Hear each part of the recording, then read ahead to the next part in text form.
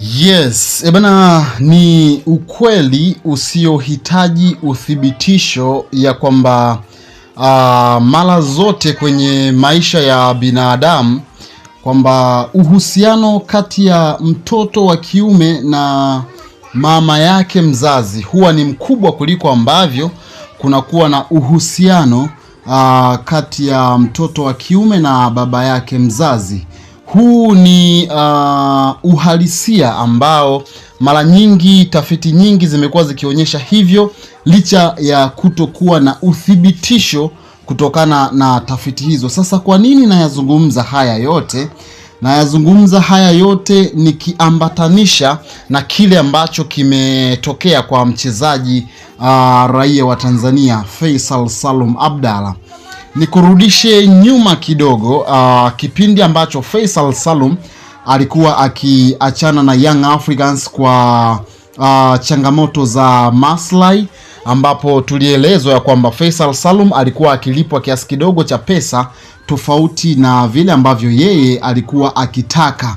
Sasa moja kati ya watu ambao walizungumza sana juu ya swala lile alikuwa ni mama mzazi wa Faisal Salum Abdalla. Na nafikiri mpaka hapo utakuwa umenielewa ni kwa nini nimesema uhusiano wa watoto wa kiume mara zote huwa ni mkubwa kwa upande wa mama yao ukilinganisha na baba zao. Sasa hivyo ndivyo ambavyo ilivyo. Story imeanza upya, ni kama vile yanajirudia tena kwa mara nyingine. Ikumbukwe nilikujuza hapo awali ya kwamba Young Africans wapo serious, wanahitaji huduma ya Faisal Salum kwenye kikosi chao kwa msimu unaokuja wa 2026 2027. Aliyekuwa wa kwanza kwenda kufanya mazungumzo na upande wa Faisal Salum alikuwa ni Ghalib Mohamed Said, tajiri wa klabu ya soka ya Young Africans. Wengi mnamfahamu kama GSM. Sasa namna ambavyo mazungumzo hayo yalifanyika ndicho kitu ambacho kimenifanya niweze kuja hapa mbele yako na kuzungumza na wewe.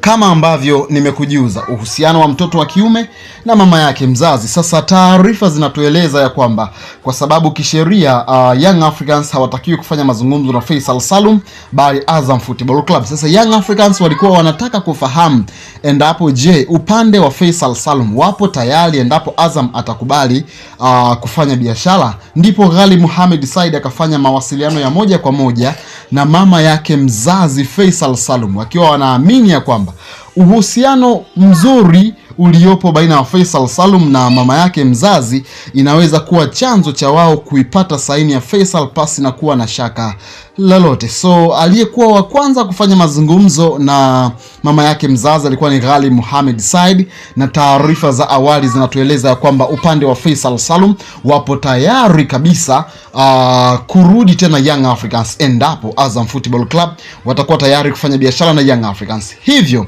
mpaka ninavyozungumza hivi sasa, kipengele pekee ambacho kimebakia ili Young Africans waweze kumpata Faisal Salum ni wao kuweza kuzungumza vizuri na Azam Football Club, na endapo Azam watakuwa tayari kufanya biashara, basi moja kwa moja tutakwenda kumshuhudia Faisal Salum Abdalla akiwa nyota mpya wa klabu ya Young Africans kwa msimu unaofuata.